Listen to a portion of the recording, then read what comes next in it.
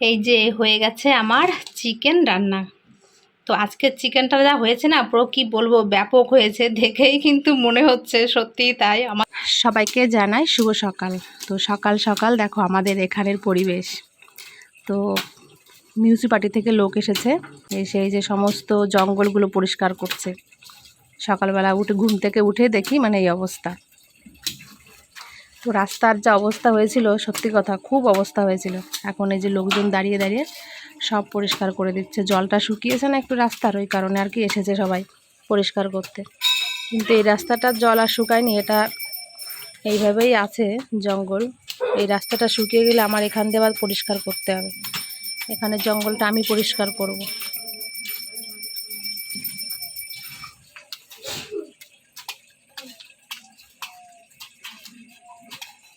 আর এদিকে এই যে আমরা ঘুম থেকে উঠে পুরো ফ্রেশ হয়ে গেছি। এখন চা করব, বাসি কাজকর্ম হয়ে গেছে আমার। তো এখন চা করবে, চা খেয়ে নি, তারপর যেতে হবে কাজে। এদিকে দেখো মা কি সুন্দর করে পুজো দিচ্ছে। গাও, গান গাও। কি সুন্দর গান গাচ্ছিলে, গান গাওয়া শুনে আমি চলে আসলাম, যেই আমি আসলাম সেই গান বন্ধ করে দিছে। শ্রী গুরু চরণ পদ্ম কেবলি ভকতি সত্য বন্ধময়ী সাবধান শোনে, যাহার কৃপাতে ভাই ভব তরিয়া যায়, কৃষ্ণ প্রাপ্তি হয় যাহা হতে। গুরু মুখ পদ্মবাদ করিবে করি মহাসুখ, আর না করি মনে আশা। শ্রী গুরু চরণের অতি এই যে উত্তম গতি, সে প্রসাদে মিলে সর্ব আশা। চক্ষু দান দিল যে জন্মে জন্মে প্রভু, সেই দিব্য জ্ঞান বেদে প্রকাশিত। প্রেম ও ভক্তি যাহা হতে অবিদ্যা বিনাশ যাতে যেতে যায় যাহার চরিত। শ্রী গুরু করুণা সিন্ধু অধম জানার বন্ধু, লোকনাথ লোকের জীবন। হা প্রভু কর দয়া, দেহ মোরে পদ ছায়া, আমি জীবাধম লইলাম শরণ। হা প্রভু কর দয়া, দেহ মোরে পদ ছায়া, আমি জীবাধম লইলাম শরণ। জয় রাম। রাধে রাধে। রাধে গোবিন্দ, হা কৃষ্ণ হা কৃষ্ণ। চা খেলাম, কিন্তু চা খেয়ে হবে তো? হ্যাঁ। তো এই যে চা খেলাম, আর এখন এই যে ব্লাড নিতে এসেছে। আমার কোনো মুখ টুক সব ফুলে যাচ্ছে, হাতে পায়ে ব্যথা। তো তার জন্য আর কি ব্লাড নিতে এসেছে, ব্লাড পরীক্ষা করবো। তাহলে আমি বুঝে বুঝে যেগুলো দরকার তুই তোর পরীক্ষা তো করবি, এবার যদি যত টাকা কমের মধ্যে করা যায়, বুঝিস না? ব্লাড টেস্ট করতে করতে জীবন শেষ। জানা তো নিবি, যেটা তোমার সুবিধা হয়।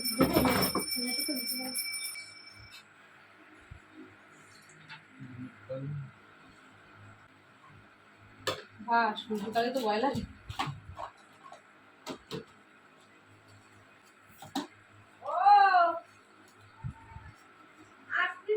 আমি কি বল দিচ্ছি দেখা যাবে।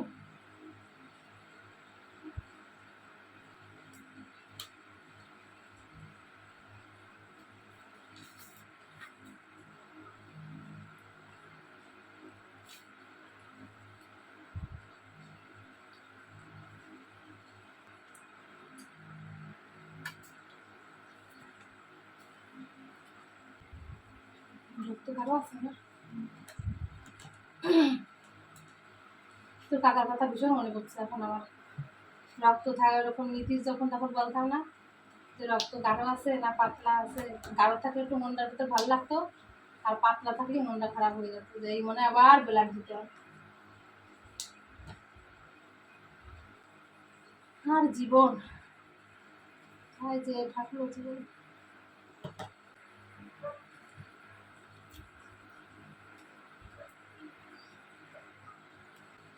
যা সমস্যা আছে সেগুলো ইয়ে করবি, হ্যাঁ, যতদূর পারা যায়। হ্যাঁ, দেখবি। আমাকে অন্যদের যে ডাক্তারে বলছিল লিভারের একটা ফ্যাট চলছে, সেগুলো কি করবে এখন? লিভার ফাংশন বলে একটা টেস্ট হয়, এলএফটি বলে। ওটাতে তোমার ওই ফ্যাটি লিভার আছে কিনা সব বোঝা যায়। জন্ডিসের, ফ্যাটি লিভারের অনেক কিছু আছে। ওটার জন্য খালি পেট লাগবে। তো দিনকে বলবা খালি পেটে আর ওর সমস্যা টমস্যা যদি কিছু থাকে একটু দেখে দিবে, আমাকে মনে হয় ভয় দাঁড়ায় গেছে মনে দিতে, বুঝলি তো, কাকারে নিয়ে তো। এই এতে টেস্ট করলেও যে তোমার সবকিছু ধরা পড়ে এরকম কথা নেই। হওয়ার মানে এইসব রোগ কোনোদিন আমরা শুনেছিলাম? হ্যাঁ, জীবনে আমি প্রথমে নিয়ে দেখলাম রিঙ্কি মন্ডল। একটু খারাপ বেলার পরে। হ্যাঁ, ও ব্লাড গ্রুপ কি? ব্লাড গ্রুপ ও নেগেটিভ। আমার ব্লাড গ্রুপ ও নেগেটিভ, যদি কোনো সমস্যা হয় আমি তো বিশাল ভুক্তভোগী হব, হ্যাঁ কারণ আমার ব্লাড পাওয়া যাবে না। তো কাকার ব্লাড এই যে বি পজিটিভ ছিল, হ্যাঁ তো বি পজিটিভ ছিল সমস্ত জায়গায়, বি পজিটিভ অ্যাভেলেবল ছিল, হ্যাঁ, কোনো অসুবিধা ছিল না। কিন্তু ও নেগেটিভ রক্ত পাওয়া বিরাট দুষ্কর, এ রক্ত পাওয়া যাবে না সহজে। কিন্তু আবার সবাইকে দিতে পারবে। হ্যাঁ, আমি সবাই দিতে পারবো, কিন্তু আমি সবাইকে নিতে পারবো। দিতে পারবে। হ্যাঁ, তো এই যে ব্লাড টেস্ট করলাম, এখন দেখা যাক রিপোর্টে যেন ঠাকুর ঠাকুর ইচ্ছায় ভালো আসে। এটাই হলো চিন্তা। তোমাদের দাদাভাইকে নিয়ে ভুগে ভুগে না, সত্যি কথা বলতে কি আমিও এখন ভীষণ টেনশনের মধ্যে পড়ে গেছি। আর আমার শরীরটাও বর্তমানে মানে ও চলে যাওয়ার পরের থেকে শরীরটা প্রচণ্ড খারাপ হয়ে পড়েছে আমার, কেন জানি না এরকম হচ্ছে। আমার শরীরে কোনো এনার্জি বল কিচ্ছু নেই, তোমাদের কি বলবো, কিচ্ছু নেই।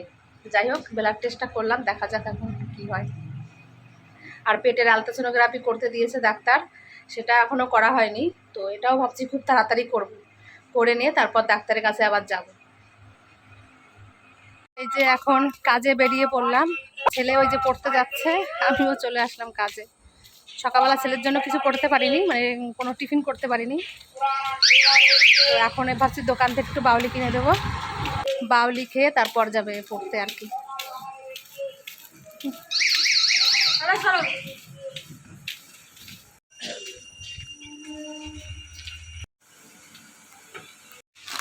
যা তাড়াতাড়ি চলে যা। দেখো কাণ্ড, সকাল হতেই বৃষ্টি শুরু হয়ে গেছে। বাড়িতে জামা কাপড় নেড়ে দিয়ে চলে আসছিলাম, অবশ্য আমার শাশুড়ি মা আছে, তুলবে, চিন্তা নেই, যদিও তবুও খারাপ লাগে, কি করবো আর।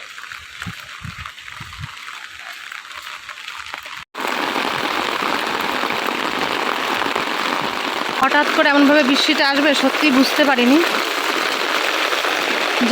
জালনা আটকায়নি, ঘরের কি অবস্থা, সমস্ত কিছুই ভিজে যাবে। এই যে চলে আসলাম রান্নাঘরে, তো এখন রান্না বান্না শুরু করবো আর কি। তো হঠাৎ করেই বৃষ্টিটা নেমে পড়েছে না, খুব টেনশন হচ্ছিল, বাড়িতে সমস্ত জালনা খোলা, ওই জন্য অসুবিধা হয়, বিছানা কাঁথা ভিজে যাবে জানলাটা বন্ধ না করলে। তো কি আর করা যাবে, যা হবে হবে। তো আসলাম রান্নাঘরে আর কি, কাকিমা যে সমস্ত কিছু দেখো কেটে গুছিয়ে রেখে দিয়েছে, এখন আমি ঝটাপট রান্নাগুলো সেরে নিতে পারবো।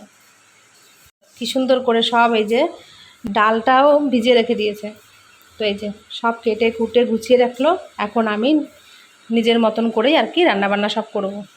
তো চলো এখন ঝমাঝম রান্নাবান্না করে নিই, আজকে এমনিতে দেরি হয়ে গেছে, বেলাট নিতে নিতে কাকিমা আর কাকুর খাবার দেরি হয়ে যাবে, তো আমি তাড়াতাড়ি একটু টিফিনটা করে নিই। এই যে টিফিন করলাম, পটল ভাজা আর রুটি করলাম, তো এটা এখন আমি খাবো। আর এখানে রান্না বসানো রয়েছে, ওই যে আমার ডাল বসিয়েছি আর ভাত বসিয়েছি, আর বাদ বাকি রান্না যেগুলো আছে এই টিফিনটা খেয়ে তারপর করবো। তো চলো এখন ফটাফট টিফিনটা খেয়ে নিই। রান্না বান্না সব হলো, এই যে কাকিমার বাড়িতে কাজ শেষ হলো, তো এখন যাচ্ছি একটু বিরাটিতে, কারণ তোমাদের দাদাভাই যে ফোনটা দিয়েছিলাম ঠিক করার জন্য ওই দোকানটায় যাব। আর যাব একটু মিউনিসিপালিটিতে, কারণ আমার ওখানে একটু দরকার আছে, সেই জন্য আর কি।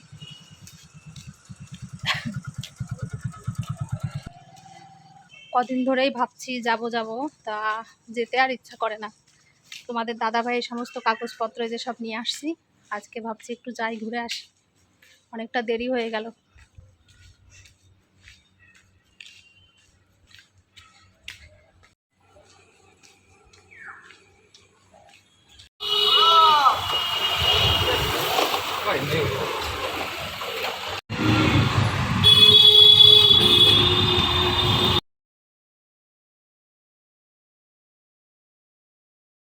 এই যে চলে আসলাম মিউনিসিপালিটিতে, আসলাম কি ঠিক জায়গায়, অনেকদিন আগে একবার এসেছিলাম, আবার আজকে আসছি, দেখা যাক দেখি। যে কাজের জন্য এসেছিলাম তো সে কাজটা হলো না, হবে না, ওটা ক্যান্সেল হয়ে গেছে আর কি। সমস্ত দিকেই বিপদ ছাড়া কিছু নেই, ভালো কিছু নেই আমার জীবনে। কি আর করবো বলো।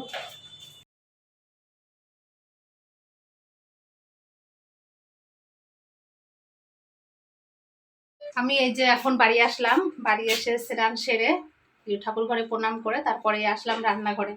তো আজকে একটু চিকেন নিয়ে আসছি। আমি যখন কাজে গেছিলাম ছেলে ফোন করেছিল, বলছে যে মা আজকে একটু চিকেন নিয়ে আসো। তো সে একটু চিকেন নিয়ে আসলাম। তো এই চিকেনটা এখন রান্না করব। এই যে চিকেন নিয়ে আসছি। আর এদিকে এই দেখো আমার ছেলে এই যে এখন পেঁয়াজ রসুন বসে বসে কেটে দিচ্ছে। ও কাটছে আর আমাকে বলছে যে মা বলো তো আমি আজকে কার কাজ করছি। আমি বলছি তোর বাবার কাজ করছিস, মানে সেটা বলতে চাচ্ছে আর কি, যে বাবার কাজটা আমি আজকে করে দিচ্ছি তোমাকে। তো এই যে বসে বসে পেঁয়াজটা কেটে দিচ্ছে, রসুন কাটলো, একটু আদা কেটে দিচ্ছে। বাবার কথা মনে পড়ে সোনা? হ্যাঁ অনেক পড়ে। কাটো, অনেক মনে পড়ে বাবার কথা। বাবা তো তোমাকে বাজার করতে নিয়ে যেত, তাই না বলো?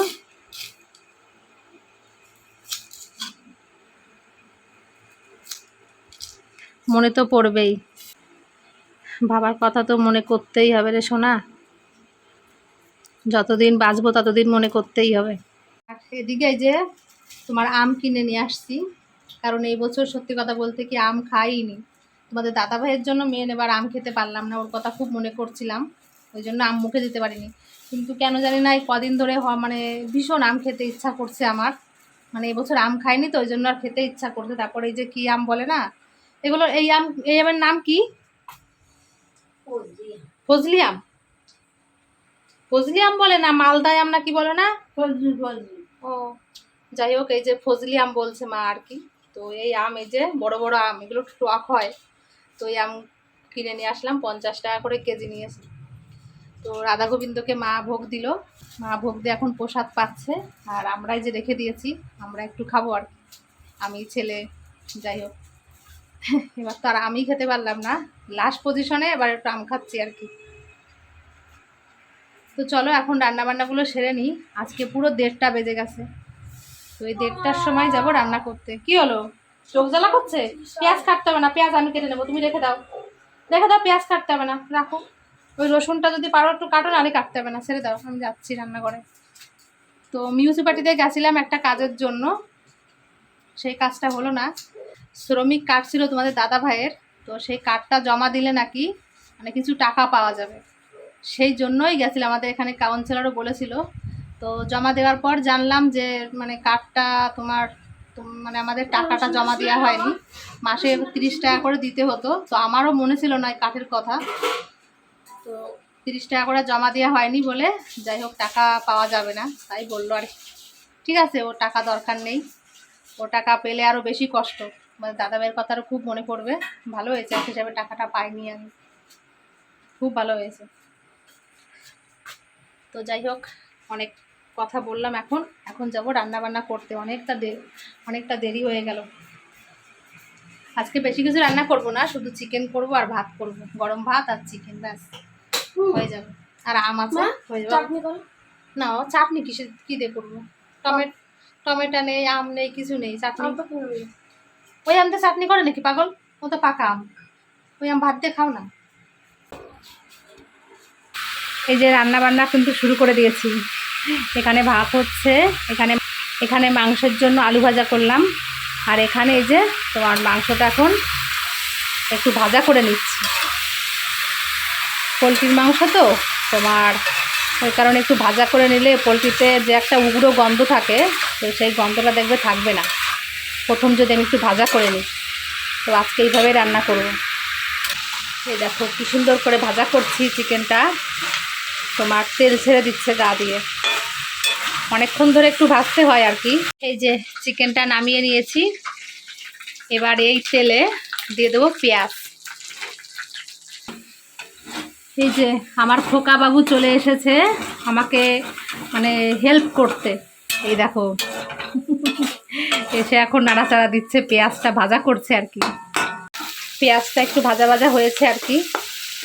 তো মাংস ভেজেছিলাম না, তো কড়াইতে যে মাংসটা লেগে যাচ্ছে, তো তার জন্য তাড়াতাড়ি এখানে মশলা দিয়ে দেবো।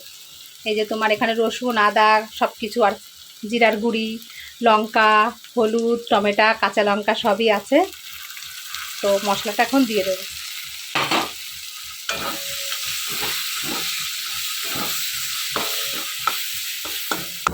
এই একটু জল দিয়ে দিই, তাহলে কষানোটা বেশ ভালো হবে।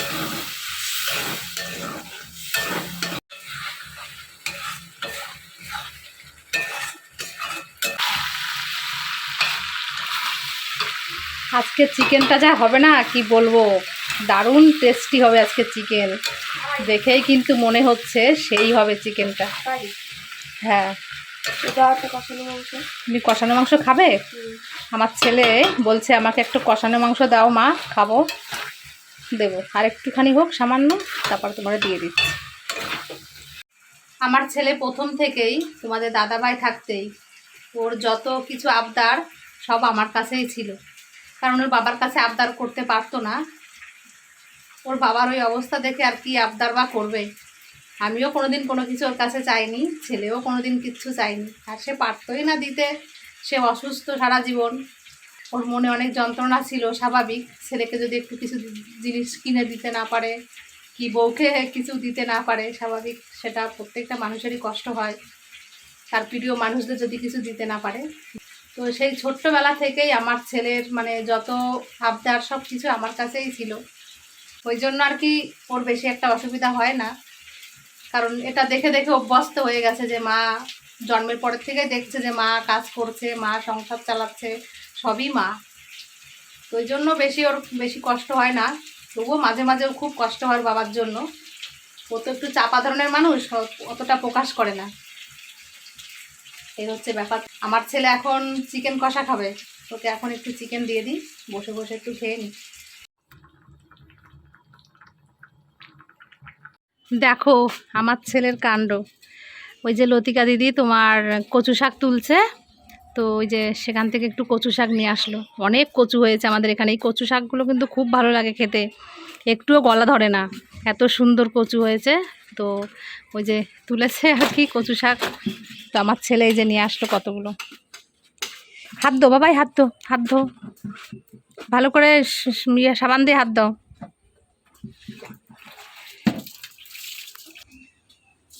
আমার কিন্তু চিকেনটা হয়ে গেছে, দেখো আজকে ধনেপাতা দিয়েছি চিকেনের মধ্যে।